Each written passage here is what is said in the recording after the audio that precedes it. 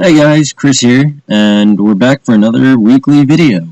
So today what I planned on doing is looking up different backstories to different kinds of shows.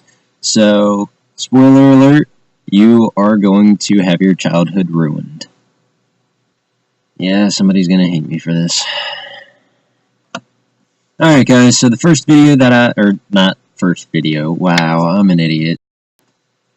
Okay, the first background story that I decided to ruin for you guys, or the background to different shows, is going to be one of the most widely known, which is SpongeBob. There we go. SpongeBob was originally a kid named Bob, and he was a nice kid, always helping others, and always trying to stay out of trouble.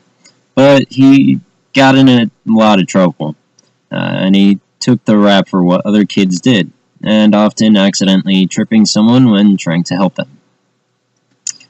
One day in 1920... What? 1920? Ay, ay, ay. He's that old? God, that makes me feel old. Alright, continuing on.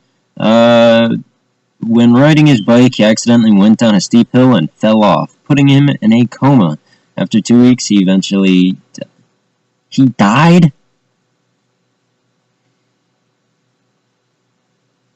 He dies. But they give him a proper funeral. That's nice, I guess. In his sea creature counterpart, he still is very nice and still gets in a lot of trouble. Patrick, in his past life, was named John. John was a couple of years younger than Bob, and they were actually very close friends. They lived in the same neighborhood and often played together. In 1918, he was hit in the head very hard, giving him brain damage and an occasional inability to think. They're making this more and more depressing. I mean, seriously. One guy dies, then the other one gets brain damage. What's next? Then for his last 5 years, he was always getting into extreme trouble, often hurting people, and was friendless to everyone except for Bob. Then in 1923, he had a moment of stupidity, climbed onto the roof, and tripped and fell off the roof, and killed himself. Okay. You know what, this is just getting more and more depressing. I'm going to stop with the SpongeBob and move on to something entirely different. Let's look up something else. Alright guys, so this one is the Rugrats, obviously very well known, again, and a lot of people love it, especially younger kids. I know I used to love it, because it was just making fun of babies and getting them to talk.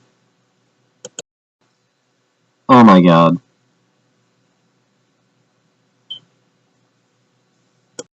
Okay, so in reality, the Rugrats are just a figment of Angelica's demonic and unimaginable imagination.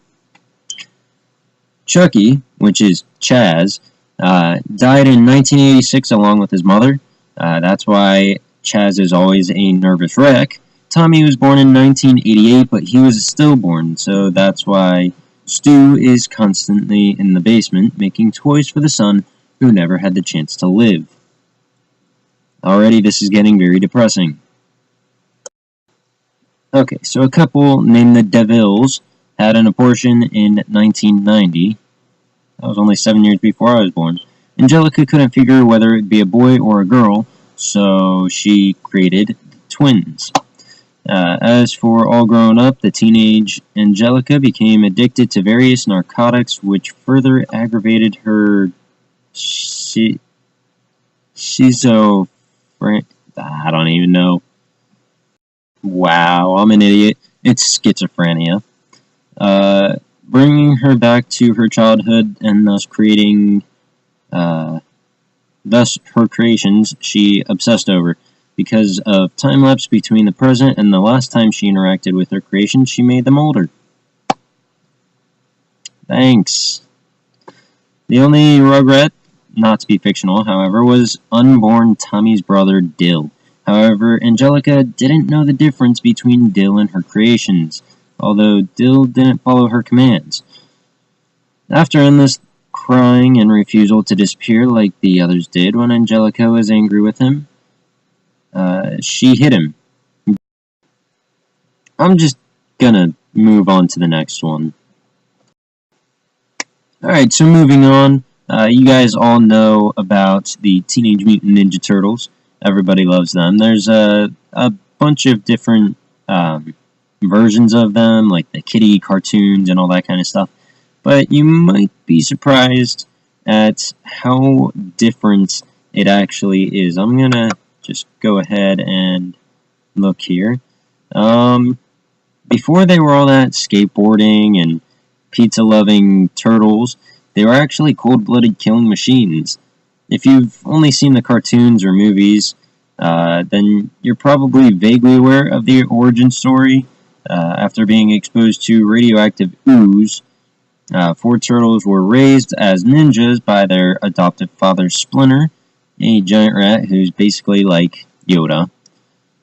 And in the very first issue of the comic series, Splinter reveals why he's been training the turtles for 13 years, to kill Shredder. Murderous. Alright, so basically they're pre-programmed killing machines, because Splinter in the first comic book ever that was released, he reveals to the Ninja Turtles his purpose for training them for 13 years, due to the fact that he wants them to kill Shredder, not bring him to justice and not bring the Foot Clan down or stop them or whatever.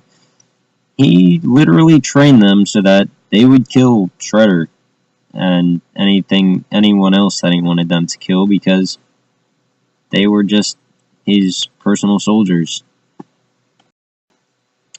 I should probably stop before somebody starts hating on me. God, why did my parents ever let me watch these shows?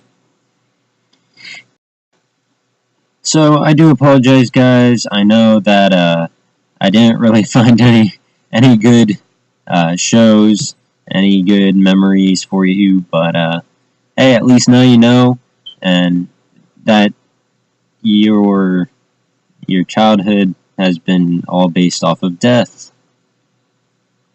Congratulations. Now we all hate our childhoods. If you guys enjoyed this video, please go ahead, give me a thumbs up, and you can leave comments down below.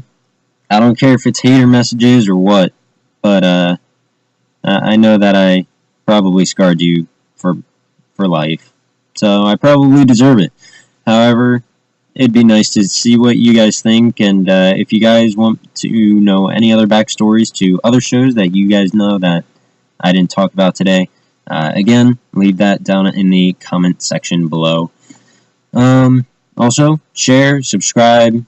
Probably a lot of people want to know what their childhood was based on.